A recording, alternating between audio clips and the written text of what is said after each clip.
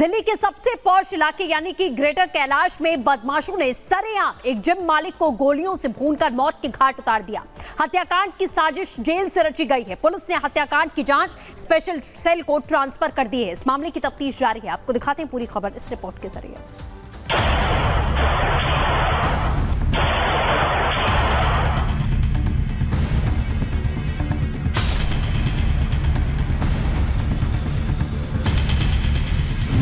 गोलियों से थर-थर कांप गई दिल्ली।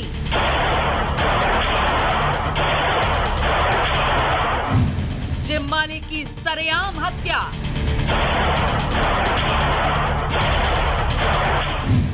लॉरेंस बिश्नोई गैंग ने गोलियों से भून डाला। लॉरेंस बिश्नोई तिहाड़ जेल में सजा काट रहा है, लेकिन उसका ना तो रुतबा कम हुआ है और ना ही अपराध। ये हम इसलिए कह रहे हैं क्योंकि लॉरेंस बिश्नोई की दहशत तो चालू ही है। ये सीसीटीवी वीडियो देखिए जो साउथ दिल्ली के ग्रेटर कैलाश से सामने आया है। देखिए कैसे जिम संचालक जिम के बाहर खड़ा होता है, तभी ब्लू व्हाइट चेक शर्ट पहने एक शख्स आता है और ताबड़तोड़ गोलियां बरसाने लगता है। आरोपी जिम संचालक को इतनी गोलियां मारता है कि जब तक कि उसकी हत्या नहीं हो जाती है और फिर तमंचा लहराते हुए मौके से भाग जाता है। आपको बता दें कि लॉरेंस गैंग ने जिस शख्स पर ताबड़तोड़ गोलियां बरसाकर उसकी हत्या कर दी, उस शख्स का नाम नादिर शाह है, जो कि अफगानिस्तान का रहने वाला था और दिल्ली के ग्रेटर कैलाश में एक जिम चलाता था। लेकिन 6 से 8 राउंड गोलियां चलाकर लॉरेंस गैंग ने उसे हमेशा के लिए मौत की नींद सुला दिया। शुरुआती जांच के बाद दिल्ली पुलिस ने इसे गैंग वॉर से जुड़ा मामला बताया था और अब इस बात पर मुहर भी लग गई। लॉरेंस बिश्नोई गैंग के रोहित गोदारा नाम के एक शख्स ने पोस्ट करके हत्या की जिम्मेदारी ली है। रिपब्लिक भारत इस पोस्ट की पुष्टि नहीं करता, लेकिन ये पोस्ट देखिए जिसे रोहित गोदारा ने लिखी है। रोहित गोदारा लिखता है कि दिल्ली में नादिर शाह का जो मर्डर हुआ वो हमने करवाया है, हमारे भाई तिहाड़ में है। समीर बाबा भाई का मैसेज आया था कि नादिर शाह हमारे दुश्मनों से मिलकर हमारे धंधों में रोड़ा बन रहा है, इसीलिए हमने मरवा दिया। इस पोस्ट में लॉरेंस बिश्नोई गैंग ने धमकी भी दी है कि कोई भी उसके दुश्मनों का साथ देगा तो उसका अंजाम यही होगा। हालांकि दिल्ली में सरेआम हुई जिम संचालक की हत्या से राजधानी की कानून व्यवस्था पर भी सवाल उठाए जा रहे हैं। सवाल है कि आखिर दिल्ली में अपराध कब कम होगा?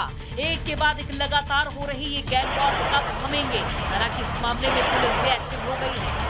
पुलिस ने रोहित गोदारे की तरफ से की गई पोस्ट की जांच शुरू कर दी है। वहीं हमलावरों का पता लगाने के लिए भी टीमों का गठन किया गया है।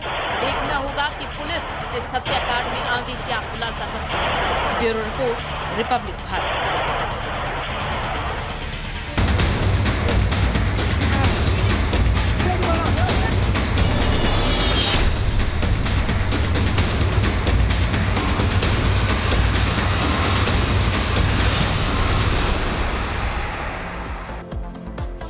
अब बात करेंगे मूसलाधार मुसीबत की।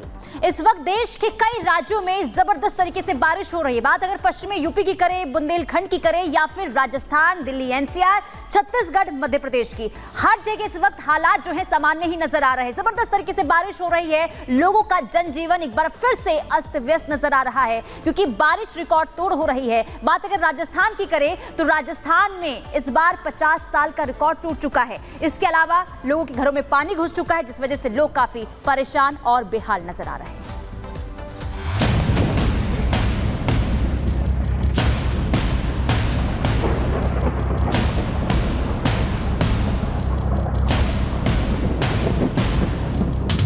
सैलाब में फंसी बस और गाड़ियां, उफान पर नदी और नाले, लोगों की बढ़ी मुश्किलें।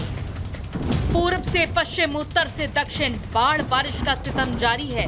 राजस्थान से मध्य प्रदेश, उत्तर प्रदेश से दिल्ली तक पिछले कई घंटों से मूसलाधार बारिश हो रही है जो रुकने का नाम नहीं ले रही। हालात तो ये हो गए हैं कि लोगों को काफी दिक्कतों का सामना करना पड़ रहा है।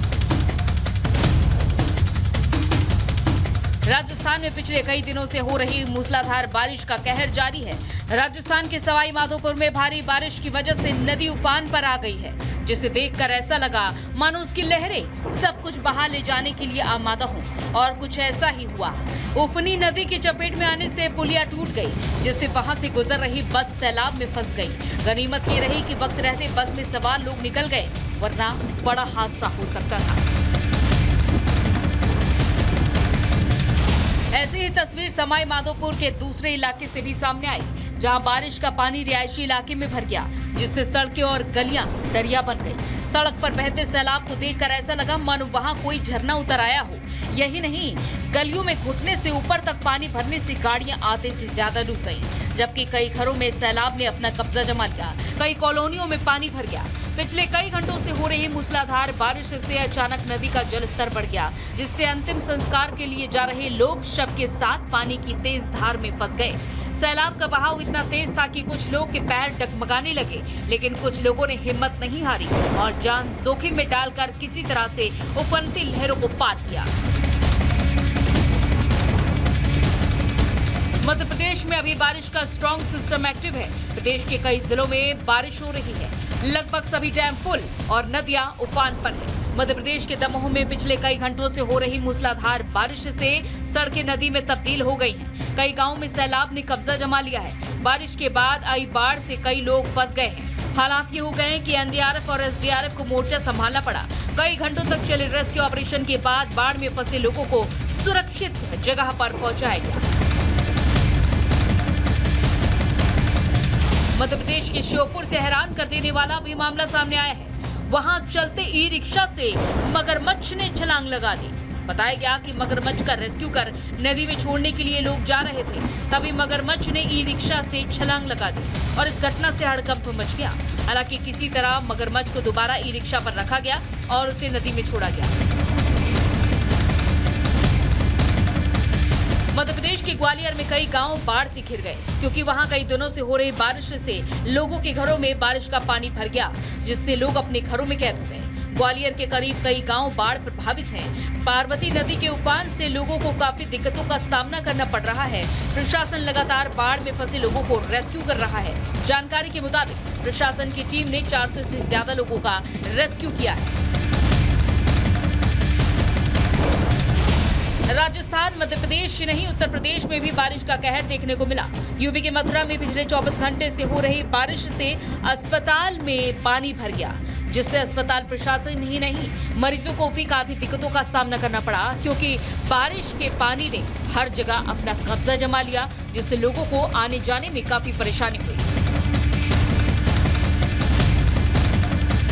यूपी में 2 दिन से लगातार बारिश से हालात बिगड़ने लगे हैं। यूपी के मथुरा में बारिश की वजह से मकान ढह गया, जिससे कई लोग मलबे के नीचे दब गए और इस घटना से पूरे इलाके में हड़कंप मच गया।